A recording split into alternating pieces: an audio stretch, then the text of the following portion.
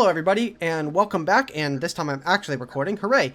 We just went about 30 minutes and realized that we weren't recording the first time, so we're starting all over again from when we were supposed to start.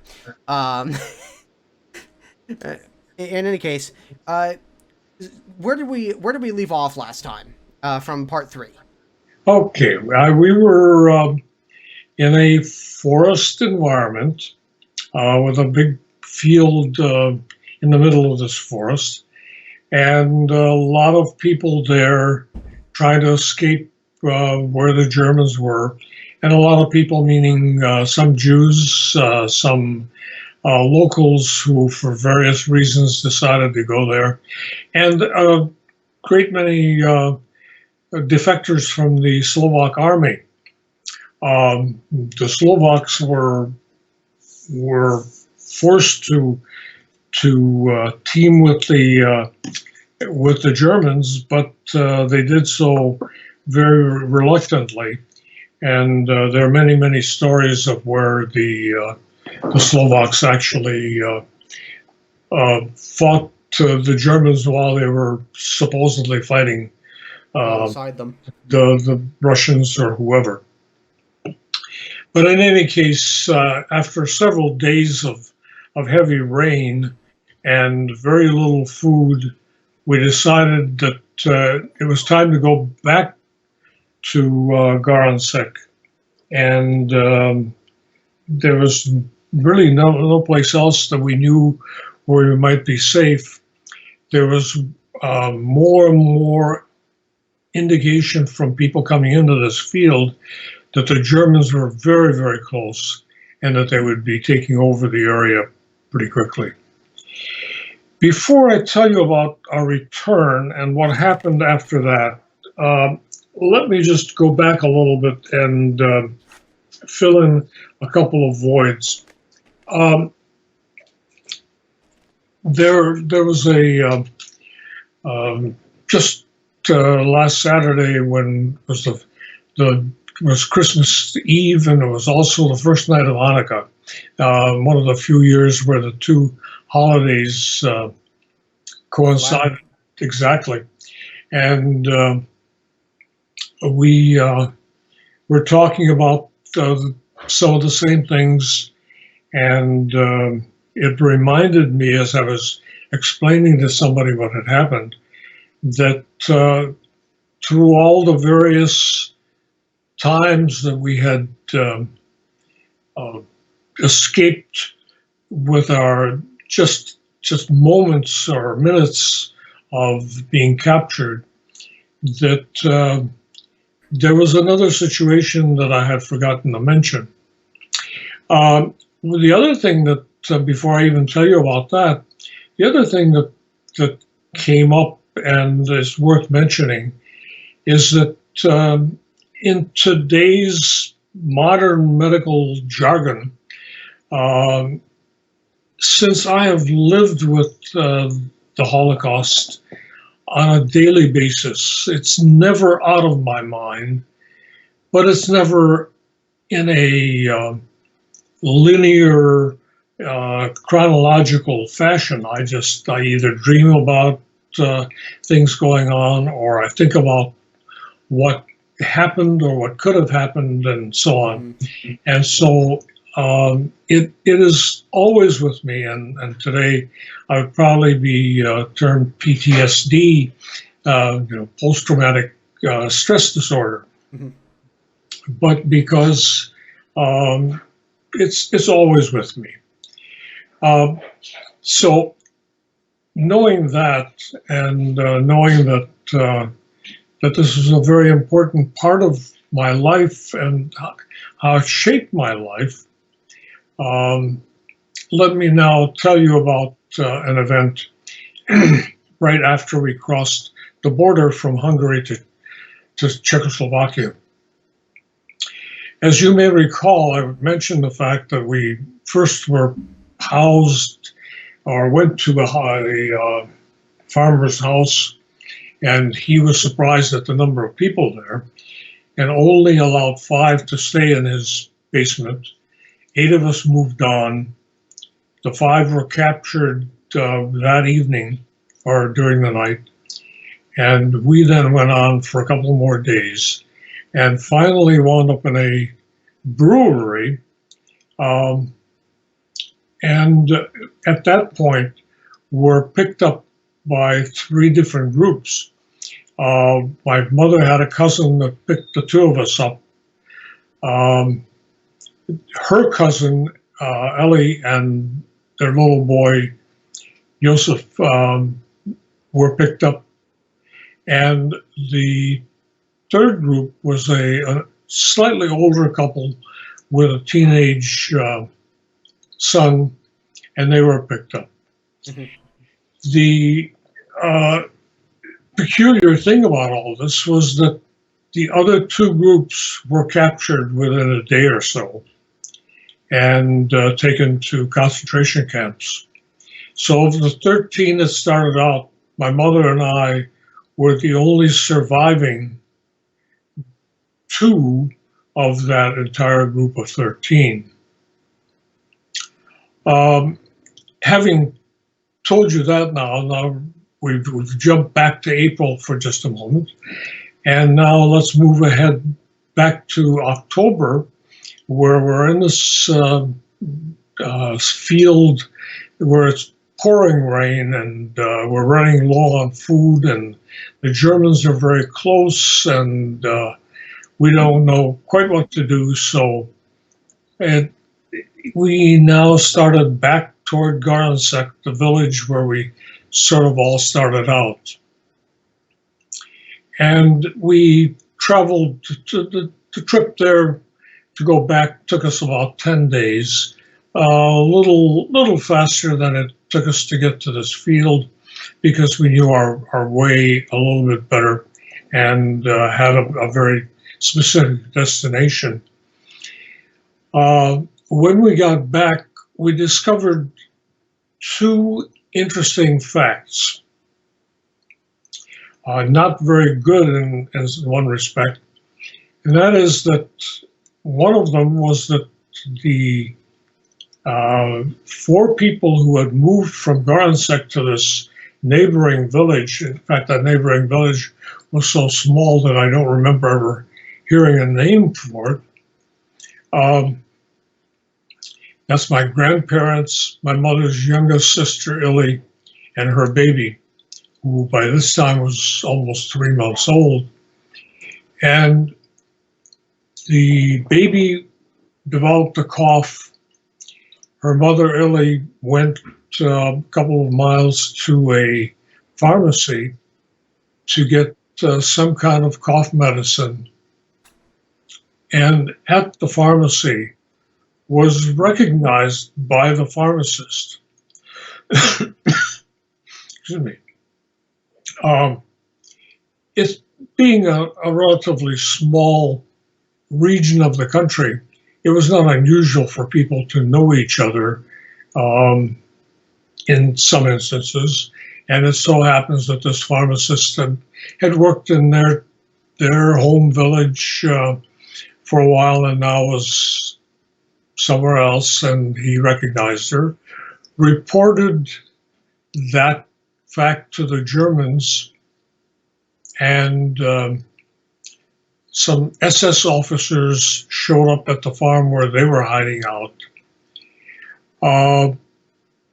For some reason, they didn't reprimand, or did not severely reprimand the farmer, but took the 4 of them out into a field and immediately shot them. By the time we got back, the snow that in that part of the country, which was a little farther east, was a little heavier, quite a bit heavier, in fact. And so we went out looking for their bodies, my mother and I, and we trekked through the snow for a couple of miles through these fields, trying to see if we could discover where they were. The snow was so deep that there was no chance of doing that.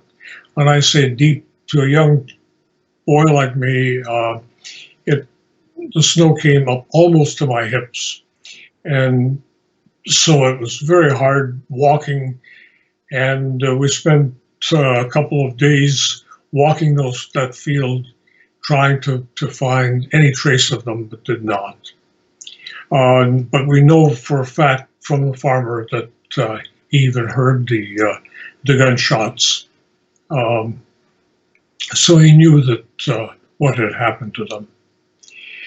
Meanwhile, in the farm village where we had been staying and returned to in Garasek,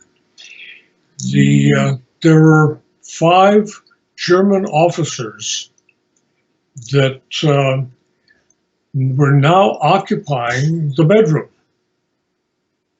The farmer and his wife were not able to sleep in the bedroom, so they moved to a makeshift bed in the kitchen and set up a sofa or bed for us. I'm not even sure how that came to be, but they gave my mother and me a place to sleep while the Germans were there. By this time in 1944, most of the people who were being enlisted, even into such things as and promoted to officers, were very young men, and all 5 of these German officers were probably in their late teens to early 20s, up to perhaps mid to late 20s. One of the officers, the youngest of the bunch, thought that I was a cute little boy, and he and I became good friends. And of course, even though I looked like a typical German boy with blonde hair and very blonde hair and blue eyes, and you looked about as Aryan as you probably could have. Exactly. And so he thought nothing more about it, and we certainly weren't going to tell him that we were Jews. This young officer and the other 4 took turns in sleeping in the bedroom, and they didn't bother us for the most part. They didn't take any food or anything else. The main encampment of the Germans were on the other side of the village, where they had guns, and the larger group of Germans, remember that they're now retreating toward Germany, with primarily the Russians chasing them and trying to fight them off. In the meantime, let me just point out that several of the countries by this time had defected from being allies with the Germans. Italy did that much earlier. We had no input from them. The Slovak army, for the most part, had disappeared, and the Romanian army, which was also an ally of the Germans by force, now changed sides and were fighting us along with the Russians, driving the Germans back. They also were enlisted by the Germans without wanting to be. So we weren't sure whether we would be eventually seeing Romanians or Russians, or just what nationality, if anything.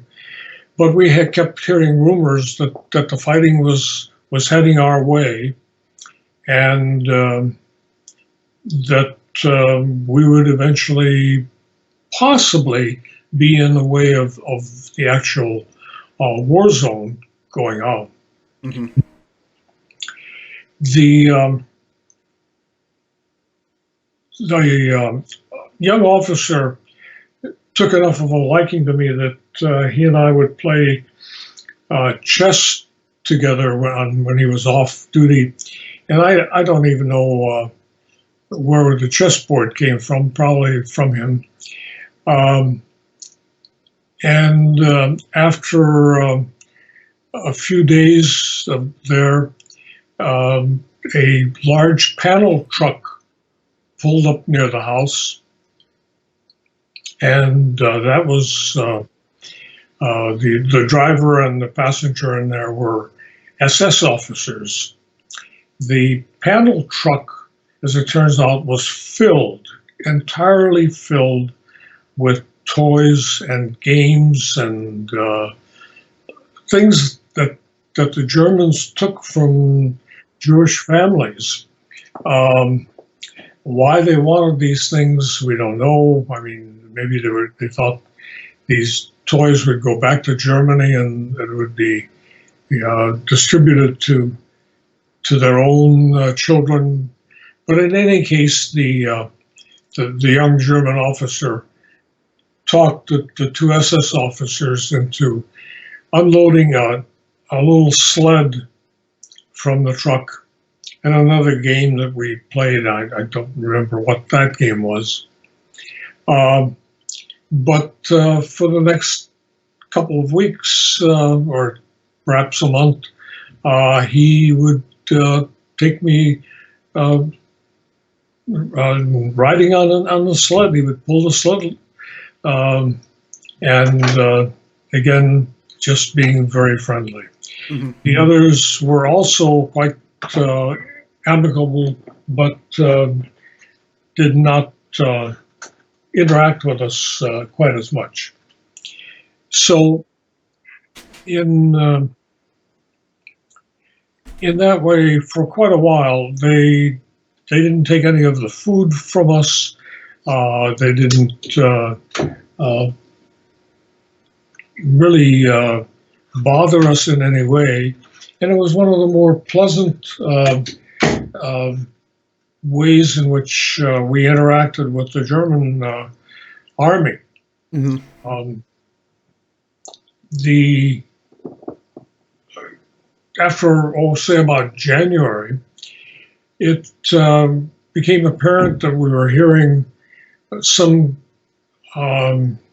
explosions, some machine gun fire, and so something was going on that required, that was alerting us to the fact that the Russians and possibly Romanians were approaching, and the officers from the bedroom left and joined the rest of their group on the other side of the village, and the war did in fact come right through our village.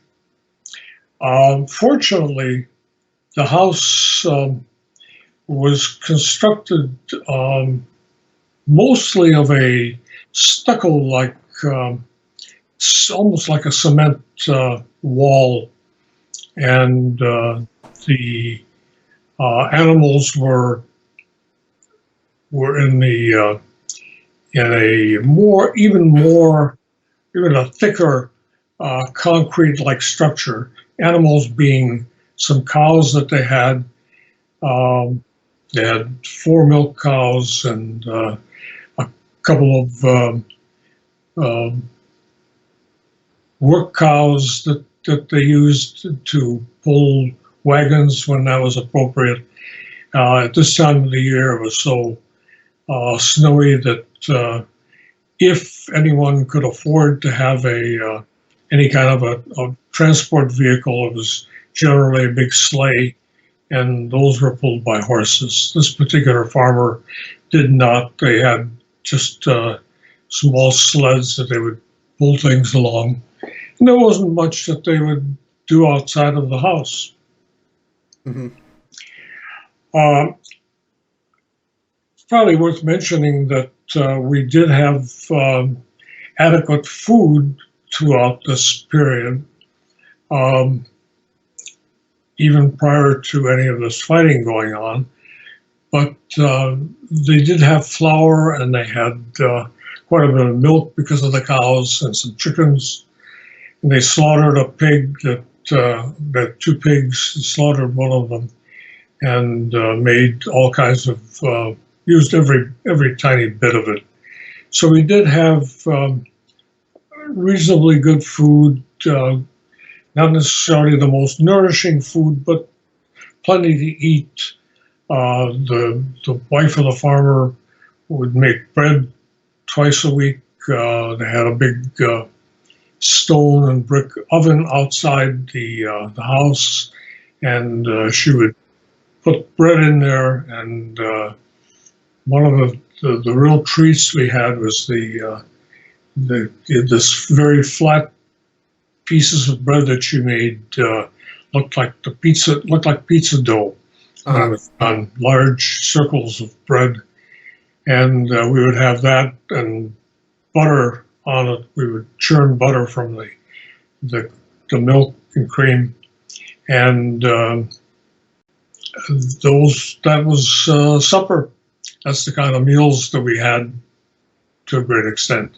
Sometimes little pieces of meat or some other portion of the pig that they had slaughtered, that actually had to last for quite a while, because until the winter passed and the war got out of the way, if it got out of the way, there may not be any food there. I mean, you guys are extremely lucky. I mean, in considering you had that kind of nourishment available to you. Exactly. Most places did not have anything near that much. That's correct. And even villages around us didn't always have that kind of luxury. Yeah. But we were very, very fortunate, because quite often if the armies came in, they often would take food and take whatever they could, take animals and so on. And they didn't take our chickens. They must have had half a dozen chickens, so they would have a few eggs and so on. But no, they didn't take any of it, and so we were very, very fortunate in that sense. In a lot of ways, animals, especially in at that period of time, are more valuable than money or gold. Of course. And not only animals, but certainly almost any kind of food. Yeah. Yeah. So around January, as I said, we began to hear a lot more gunfire, and that kept getting louder and closer, and we were hearing the firing of guns from the other side of the village toward the Russians. Mm-hmm. And eventually that got to be very, very close, to the point where the house directly across the street from where we were was hit on the roof by either a mortar shell or a larger shell from some gun. Exploded through the roof and ceiling, and killed one of the people in that house. We were not injured in any way. Mm-hmm. But as the firing got closer and more intense, we would hide in the kitchen, lying as close to the windows as we could, so that in case shrapnel would come through the window or anything else coming through the window, we would not be injured by flying glass. Mm-hmm. But ultimately, that after a couple of weeks, that intensity of the battle got worse and worse. So the German officers had left to join their troops, and the farmer, his wife, and my mother and I, moved into the area where the cows were kept. And we spent several days there because that was the thickest protection that the house had against any shrapnel or any direct gunfire. If that was hit by a shell, well, that wouldn't stop that, but it would certainly stop machine gun bullets and shrapnel. Machine gun bullets and so on. And later on, when the fighting did eventually stop, we saw lots of pockmarks and from pieces of shells and from machine gun bullets that had hit the house and so on. The while we were relatively safe in this part of the house, or this part of the whole complex, very small actually, kind of U-shaped, where the house part was on one side of the yard, and the where the animals were kept was on the other side. Mm-hmm. So they had to keep running back and forth to the kitchen to prepare food for us. But we remember that in one of the earlier discussions, we talked about the fact that three of our relatives were up in the hayloft. They were still there. And they were still there. They did not dare to come down. We did not dare even suggest to them that they come down because we didn't know whether the Germans would fight off the Russians and come back, or what exactly would happen. Uh-huh. So while we were protected by this almost concrete-like structure, they only had a thin roof above them and a mattress that was directly above them where they were hiding under the mattress in the hay. Fortunately, nothing happened to them either. And after about 3 weeks of fighting, sure enough, it was the Romanian soldiers that we saw first. They came in to the village, and the Russians were beside them, but they were sort of on the other side of a small river that was there. Mm-hmm. And a couple of days, about a day or two later, we saw the Russians cross the river and come over to our side as well. Now, the Romanian army was very disciplined and very well uniformed, and even though they were very professional, but they didn't have much in the way of big artillery or anything. They were doing most of their fighting with machine guns and just rifles. Whatever larger guns there were, or mortars, those were primarily with the Russians. Mm-hmm. Now, unlike the Romanians, the Russians were quite a group. Their uniforms were very much like pajama-like outfits, mm-hmm. with baggy pants and a loose shirt over them. It was not a shirt, but looked like a big pajama top. And they had a big pocket in the front, where they had loose bullets, and almost in every case, the Russian soldiers had one or two bottles of vodka in that same pocket. And they were almost entirely drunk. I mean, it was hardly a Russian who was not drunk. Brings a whole new meaning to the phrase "rush B." Yeah. So they did drive the Germans out. They did move in, and the Russians, more than the Germans, did take some amounts of whatever belongings they could grab.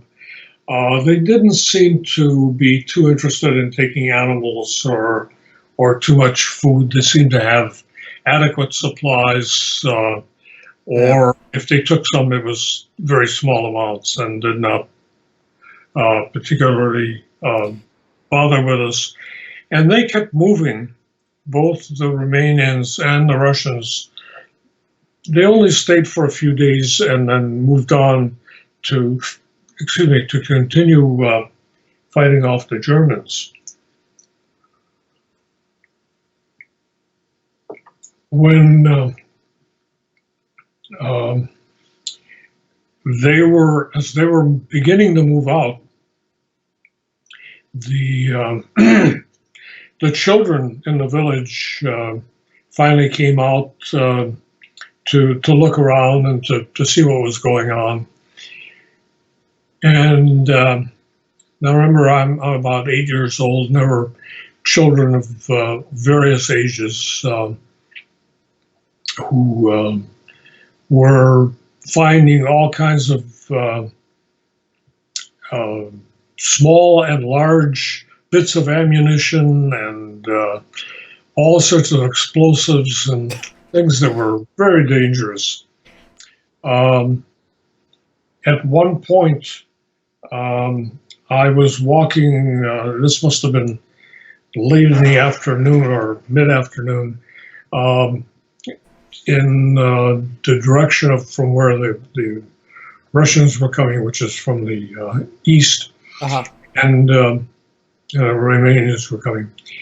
And the kids there were having a great deal of fun they had built a bonfire, and they were throwing full bullets into the fire, which they thought was great fun watching those explode. Not realizing the shrapnel they were throwing off. Not realizing that, of course. And sure enough, at some point, I suddenly felt something wet on my leg, a little above my knee, and it was a piece of one of the shells from the bullet that had exploded, and a piece went into my leg just above my knee. I was very lucky that I was able to walk back home. It was not bleeding very badly, but bleeding. And the bullet, this piece of shrapnel was well into my leg, not deep enough to hit the bone, but deep enough to get into the flesh of my leg. And I was very fortunate also that there were still some medics from the Romanian army there. And one of them had the tools. He was able to pull that piece of shrapnel out with a pair of tweezers and pour hydrogen peroxide on it and put a bandage on it. Can't imagine that felt very good. I still have a pretty large scar from that because he had no way of stitching that up. But yeah. Fortunately, the wound healed after a few days, and I was reprimanded for being careless, but not as careless as many children who in other parts of the country were finding unexploded shells, unexploded mortar shells, unexploded bombs, and often were either badly wounded or killed when they tried to play with them. I mean, after all, what do you know from explosives? Yeah. We found bags of gunpowder and all sorts of things that were being played with and lit like firecrackers. So it was great fun in that sense. But realizing now that spring was approaching, where we're now toward the end of February, and we're beginning to get some word that the Germans had been driven back into Germany, or very close to Germany, and so for a couple of months we had a relative peace there, although we did not know where we could go. Now, let me also point out that when the Russians finally did move into the village, the Romanians and the Russians, that the three in the hayloft we did bring them down. They had been up there for over 3 months, never being able to walk during all that time. So it took them about 2 or 3 days to learn how to walk again. It was quite an adventure trying to get them to come down off of that and then begin to move and to have their muscles, which had atrophied to some extent, become live. And each of us now is trying to figure out where we're going to go. Now, remember that my mother's youngest sister had been shot, and her husband was one of the three that were up there in that loft. So he didn't know he was going to go. And his brother and brother's wife, they also were trying to figure out a way to get somewhere where they could pick up whatever belongings they thought they had left behind and perhaps build a life again for themselves. They left a little bit earlier than we did. By March, they somehow got onto trucks or did in some way manage to get out of that area. The war is not completely over, but they were definitely going to try to reassemble their lives. My mother and I also then left in April. We had arrived in April. We left in April, so it was almost exactly a full year.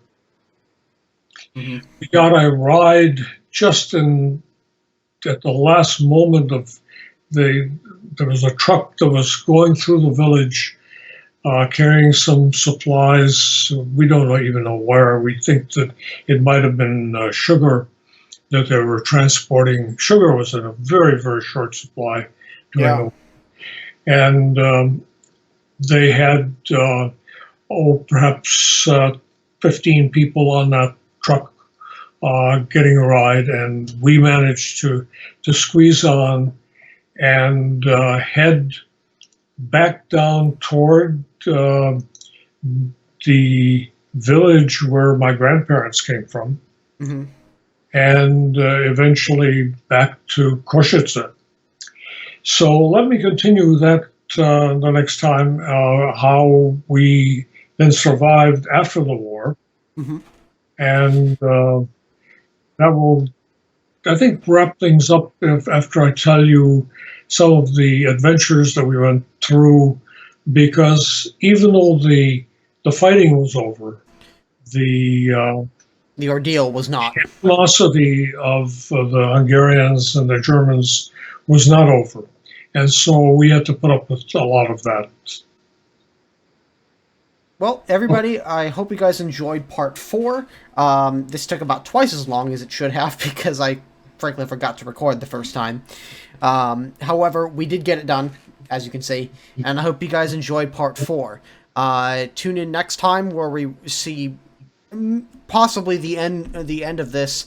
And if you guys have any questions for George, please leave them in the comment section below, and I will relay those questions to him and get you guys some answers back as soon as you can, or as soon as I can. So, Without further ado, thank you guys for watching, and we will see you guys in the next video.